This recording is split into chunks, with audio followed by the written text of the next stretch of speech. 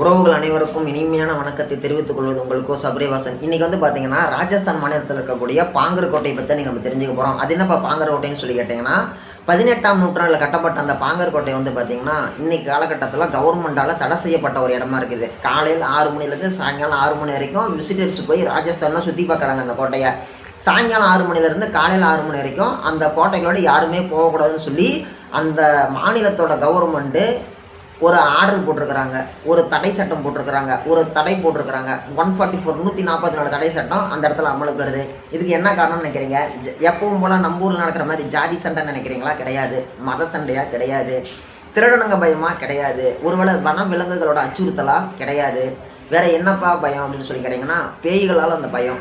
அது சம்மந்தப்பட்ட காணொலி தான் இந்த காணொலி. வாங்க காணொலிக்குள்ளே போகலாம். உங்களை அன்புடன் வரவேற்கிறேன். இந்த பாங்கர் கோட்டையை பற்றி சொல்லணும் அப்படின்னா, இந்தியாவிலேயே most wanted scary place in India. ஓகேங்களா? India's most scary place in India. ஓகேங்களா? இந்த பாங்கர் கோட்டை வந்து பார்த்திங்கன்னா ரொம்பவே ஒரு ஸ்ட்ரேஞ்சான இடமா தான் இன்றைக்கி வரைக்கும் பார்க்கப்படுகிறது. ராஜஸ்தான் மாநிலத்துடைய சுற்றுலாத்தலங்களில் மிகப்பெரிய அதிகமான அளவு வருமானம் வரக்கூடிய ஒரு சுற்றுலாத்தலம் எதுன்னு சொல்லி கேட்டோம்னா இந்த பாங்கர் கோட்டை தான். இந்த பாங்கர் கோட்டையில் ஒரு மிகப்பெரிய ஒரு பயம் இருக்குது. என்ன பயம்? பேய்கள் சம்மந்தப்பட்ட பயம். அதுக்கு என்ன காரணம்?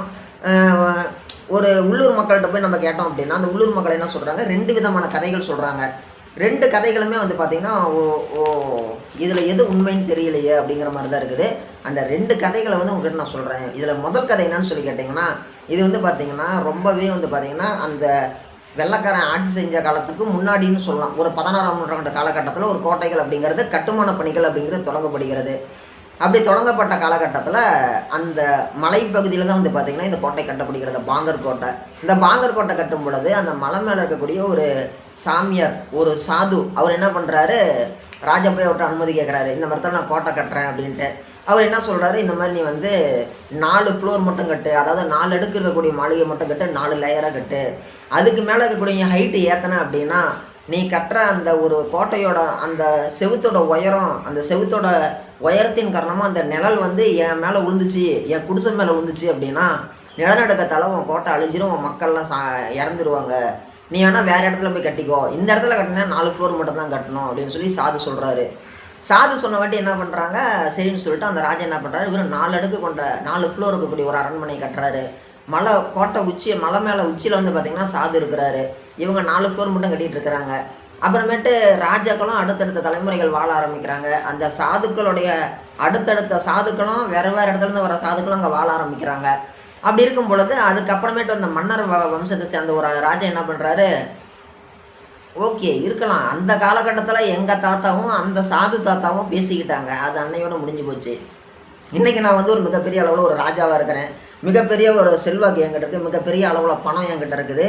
நான் என்ன பண்ணுவேன்? யாருமே அசைக்க முடியாத அளவு ஒரு கோட்டையை கட்டுவேன். அந்த கோட்டையை பார்த்தா எல்லாருமே அப்படியே வாய் அடித்து போயிடணும் அப்படின்னு சொல்லி என்ன பண்ணுறான்? ஆணவத்தில், திமிரில், ஒரு தைரியத்தில், பணம் தான் எல்லாங்கிற ஒரு எண்ண ஓட்டத்தில், நம்மளை கேள்வியாக்கா யார் இருக்கிறாங்கன்ற அந்த ஒரு எண்ணத்தில் கோட்டையை 3 அடுக்கு சேர்த்தி கட்டுறாரு.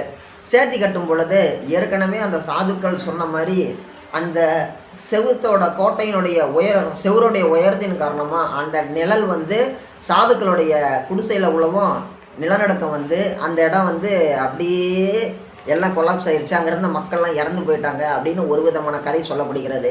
இன்னொரு கதை என்ன பண்ணு சொல்லி கேட்டிங்கன்னா, பேரழகு கொண்ட ஒரு இளவரசி அந்த கோட்டையில் இருந்திருக்கிறாங்க. அந்த இளவரசியோட பேர் ரத்னாவதி.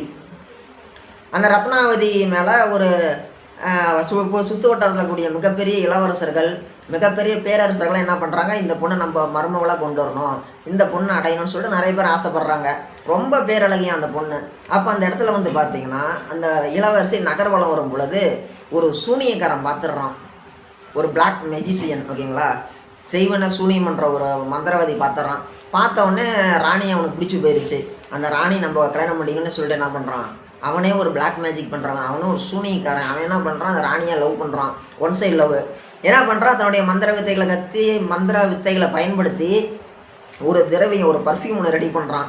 ஒரு பெர்ஃப்யூமை ரெடி பண்ணிவிட்டு என்ன பண்ணுறான்? அந்த ராணிக்கிட்ட அந்த புறத்தில் வேலை செய்வாங்கள்ல பர்சனல் பணியாளர்கள், ஓகேங்களா, பர்சனல் சர்வெண்ட்டு, அவங்க மூலியமாக அதை ராணிகிட்ட கொடுத்துட்றாங்க. அதை அவன் எதுக்கு தயாரிச்சான்னு சொல்லி கேட்டிங்கன்னா, அந்த பொண்ணுகிட்ட சொல்லியே கொடுத்துட்றான், இந்த மாதிரி இந்த பர்ஃப்யூமை வந்து எது மேலே அடிக்கிறாங்களோ அது வந்து என் மடியில் விழுந்துடும், இது கரெக்டாக இளவரசி கையில் போய் இளவரசி அடிக்கிற சென்ட்டுக்கிட்ட கொடுத்து இளவரசி கையில் கொடுத்து அடிச்சு பார்க்க சொல்லு அப்படின்னு சொல்லிட்டு போனால் அந்த பணிப்பெண் என்ன பண்ணுறாங்க, பிளாக் மேஜிக் பயந்துட்டு தான் போனாங்க. போய் என்ன பண்ணுறாங்க, இளவரசிட்ட உண்மையை சொல்லிடுறாங்க, அம்மா இந்த மாதிரிம்மா ஒரு சூனிகாரன் என்னை மிரட்டி அனுப்பிவிட்டான், இதை யார் மேலே இதை எது மேலே அடிக்கிறோமோ அதை அவன் மடியில் வந்து விழுவுமா, உங்ககிட்ட கொடுத்து உங்களை அடிக்க சொல்கிறான், இதை அடித்தோடனே நீங்கள் செகண்டில் மறைஞ்சி அவன் மடியில் போய் விழுந்துருவீங்களா கோரையை ஒப்பிச்சுக்கிட்டு அப்படின்னு சொல்லி அந்த பணிப்பெண் சொல்கிறாங்க. உடனே புத்திசாலித்தனமாக யோசித்து அந்த இளவரசி என்ன பண்ணுறாங்க, ஓ அப்படியா, நான் இப்போ என்ன பண்ணுறேன் மட்டும் பாருன்னு சொல்லிட்டு அந்த கோட்டைக்குள்ளாடியே வந்து பார்த்திங்கன்னா ஒரு மிகப்பெரிய ஒரு பாறை ஒரு இடத்துல நிற்க வச்சுருக்கிறாங்க. அந்த பாறை மேலே போய் இந்த பொண்ணை என்ன பண்ணுறது, அந்த பர்ஃப்யூம் அடிக்கலை, அந்த கண்ணாடி குடுவர்கள் அந்த கண்ணாடி குடுவையே அந்த பாறையில் போட்டு உடைக்கிறாங்க. உடைச்ச உடனே அந்த பர்ஃப்யூம் பூரா அந்த பாறையில் பட்டுருது. அந்த ஆள் எதுக்கோசரம் அந்த பர்ஃப்யூமை தயாரித்தான், அந்த பர்ஃப்யூமு யார் மேலே எது மேலே அடிக்கிறாங்களோ அது கூரையை பிச்சுட்டு தன்னோட மடியில் வந்து உழுணுன்னு தானே அடித்தான், அந்த எண்ணெய் ஓட்டத்தில் தானே தயாரித்து அனுப்புனான். இந்த இளவரசி வந்து அந்த வேலைக்கார பொண்ணு உண்மையை சொன்னதுனால போயிட்டு அந்த என்ன பண்ணுறாங்க, அந்த பாறையில் போட்டு அடிக்கிறாங்க. அடித்த உடனே இவன் எதுக்கோசரம் அதை தயாரித்து அனுப்புனானோ அது அங்கே வேலை செய்யுது. உடனே அவன் வீட்டுக்கு கூரையை பிடிச்சிட்டு அந்த பாறை வந்து இவன் காலில் உழுந்து அப்படியே உருளுது, அவன் சாவர நிலைமைக்கு போயிடுறான். அவ்வளோ பெரிய பாறை வந்து அவன் மேலே விழுந்து அவன் எப்படி தாங்குவான், சாவர நிலைமைக்கு போயிட்டான். போன உடனே என்ன பண்ணுறான், ஒரு மிகப்பெரிய ஒரு கொடூரமான ஒரு சாபத்தை கொடுக்குறான் அந்த பிளாக் மெஜிஷியன். என்ன பண்ணுறான், என்னை இந்த மாதிரி சதி பண்ணிட்டல இளவரசி ரத்னாவதி, நீயும் உன்னுடைய கோட்டையில் இருக்கக்கூடிய அந்த ஒரு 10,000 பேரும் இப்போவே நிலநடுக்கத்தால் உங்கள் என் மேலே எப்படி கல் விழுந்து நான் செத்து போகிறேனோ அதே மாதிரி உங்கள் மேலேயும் அந்த கல் விழுந்து நீங்கள் சாகணும். அந்த கோட்டையை விட்டு உங்கள் ஒருத்தரோட ஆத்மா கூட வெளியில் வரக்கூடாது, அந்த ஆத்மாக்கள் அனைத்துமே கோட்டைக்குள்ளாடியே சாந்தி அடையாமல் அலைஞ்சு திரியிட்டோம் அப்படின்னு சொல்லிட்டு ஒரு சாபம் விடுறான். சாபம் விட்டு கொஞ்ச நேரத்துலேயே அதனால் இறந்து போயிடுறானா. இந்த சாபம் விட்டு இவன் சாவறதுக்குள்ளாடி அதே நேரத்தில் அங்கே பூகம்பம் வருது. அந்த பூகம்பத்தால் 7 அடுக்கு கட்டப்பட்ட மாளிகை அப்படிங்கிறது அப்படியே எடுத்துக்கு வைக்கால அப்படியே 3 அடுக்கு கீழே உழுவுது, வீடுகள் இடியுது. வீடுகள் இடிஞ்சு பலதரப்பட்ட மக்கள் அங்கே இறந்து போயிடுறாங்க. தப்பிச்ச மக்கள்லாம் வந்து பார்த்திங்கன்னா அங்கேருந்து தப்பிச்சு போயிடுறாங்க, ஓடிடுறாங்க. யார் யாரெல்லாம் இருந்தாங்களோ அந்த 10,000 பேரில் செம்ம மாட்டிக்கிட்டவங்கெல்லாம் செத்து போயிட்டாங்க, தப்பிச்சவங்களாம் ஓடி போயிட்டாங்க. செத்து போனவங்க அனைத்து பேருடைய ஆத்மாவுமே அந்த கோட்டையை விட்டு வெளியில் வர முடியாமல் இன்றைக்கும் கோட்டைக்குள்ளோட சுற்றிட்டு இருக்குதுன்னு சொல்லிட்டு ஒருத்தன் நம்பலை, 2 பேர் நம்பலை, ஒரு ஊர் நம்பலை, ஒரு மாவட்டம் நம்பலை, ஒரு மாநிலமே நம்புது, ராஜஸ்தான் மாநிலமே நம்புது. அதையும் தாண்டி ஏகப்பட்ட ஒரு அமானுஷ்யமான நிகழ்வுகள் அப்படிங்கிறது அந்த கோட்டைக்குள்ளே நடந்துகிட்டு இருக்குது. இந்த 2026லேயும் கூட அந்த 144 தடை சட்டம் அப்படிங்கிறது ராஜஸ்தானில் அந்த பாங்கர் கோட்டையில் இன்றைக்கி இருக்குது. சாயங்காலம் 6 மணிலேருந்து காலையில் 6 மணி வரைக்கும். அப்போ உள்ளூரை சேர்ந்த ஒரு சில இளைஞர்கள் என்ன பண்ணுறாங்க, சமீப காலகட்டத்துக்கு முன்னால் இந்த மாதிரி நாங்கள் வந்து அந்த கோட்டைக்கு போகிறோம், நீங்களாம் தலைமுறையாக பயந்துட்டு இருக்கிறீங்க, அப்படி இந்த கோட்டையில் ஒரு பேயும் கிடையாது, ஒரு பிசாசும் கிடையாதுன்னு சொல்லிட்டு இதெல்லாம் கட்டுக்கதை அப்படின்னு சொல்லிட்டு இளைஞர்கள் போகிறாங்க. அந்த உள்ளூர் கிராமத்து இளைஞர்கள் போன இளைஞர்கள் வந்து ஒருத்தன் தவறி ஒரு கிணத்துல விழுந்துட்டான். கோட்டையில் கிணறுகள் இருக்கு இல்லையா, மெய் மறந்து கிணத்துல விழுந்துட்டான். அதை மீதி 2 பேரும் அவனை காப்பாற்றி கூப்பிட்டு வந்துட்டாங்க. சொல்லி வச்ச மாதிரி அடுத்தடுத்த நாள் ஒவ்வொருத்தனும் ஒவ்வொரு ஆக்சிடெண்ட்டில் மாட்டி இறந்து போகிறானுங்க அந்த 3 யங்ஸ்டர்ஸும் 3 இளைஞர்களும். அதுக்கப்புறமேட்டு அதுக்கு முன்னாடி இருந்தே கூட வந்து பார்த்திங்கன்னா அந்த கோட்டைகளோடு இருந்து சிரிக்கிற சத்தம், அழுகிற சத்தம், யாரும் பாட்டு பாடுற சத்தம், கூட்டமெல்லாம் திபு திபுன்னு ஓடனா எப்படி ஒரு சவுண்டு கேட்கும் அந்த சட்டம், வீச்சுன்னு கத்துற சட்டம், இந்த மாதிரி ஏகப்பட்ட சத்தங்கள், அமானுஷ்யமான ஒளிகள், அமானுஷ்யமான உருவங்கள், இது எல்லாமே அந்த கோட்டையை சுற்றி நடந்துட்டு இருந்திருக்குது, இன்னைக்கு வரைக்கும் நடந்துட்டு இருக்குது. அதனால் ராஜஸ்தான் மாநிலத்தோட அரசாங்கமே வந்து பார்த்திங்கன்னா யாருமே உள்ளே போகக்கூடாதுன்னு சொல்லி 144 ஆக்ட் 144 வந்து போட்டிருக்கிறாங்க. இதையெல்லாம் தாண்டி நம்ம இந்தியாவினுடைய மிகப்பெரிய புகழ்பெற்ற இந்தியன் பேரானார்மல் சொசைட்டி ஓகேங்களா, நம்மளுடைய கௌரவ் திவாரி வந்து பார்த்திங்கன்னா கடைசியாக ராஜஸ்தானில் இருக்கக்கூடிய இந்த பாங்கர் கோட்டைகளுடைய தான் போயிட்டு வீடியோ எடுக்கிறாரு. அவருடைய கடைசி வீடியோ அதுதான். அந்த பாங்கர் கோட்டைகளோடைய போயிட்டு அவர் பேய் இல்லை, பிசாஸ் இல்லை, பூதம் இல்லை, ஒன்றும் இல்லைன்னு சொல்லிட்டு அவர் எடுத்த அந்த ஒரு காணொளி அப்படிங்கிறது இன்றைக்கும் கூட வந்து பார்த்திங்கன்னா யூடியூப்பில் ஒரு 13 மில்லியன் வீடியோ போயிருக்குது வியூஸில்.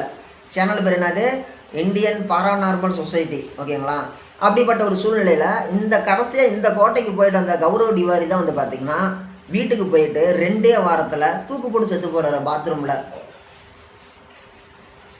அதுக்கு முன்னாடி தன்னோட வாழ்க்கையில் எத்தனையோ இடத்துக்கு போயிட்டு எத்தனையோ பேயோட்டக்கூடிய சம்பவங்களை சந்தித்து அதில் வெற்றி பெற்று வந்த கௌரவ் திவாரியே வந்து பார்த்திங்கன்னா இந்த கோட்டைக்கு போயிட்டு மர்மமான முறையில் அவரே தூக்குப்பட்டு செத்து போகிறாரு. அந்தளவுக்கு ரொம்ப ஒரு மோசமான ஒரு பேய் இருக்கக்கூடிய ஒரு கோட்டை தான் வந்து பார்த்திங்கன்னா இந்த பாங்கர், ராஜஸ்தான் மாநிலத்தில் இருக்கக்கூடிய இந்த பாங்கர் கோட்டை. கேட்கவே ரொம்ப பயமாக இருக்குல்ல. ஆனால் இந்தியாவில் இன்றைக்கி இந்த ஒரு 2026லையும் இந்த மாதிரி ஒரு இடம் இருக்குதுன்னு சொல்லி நீங்கள் தெரிஞ்சுக்கோங்க.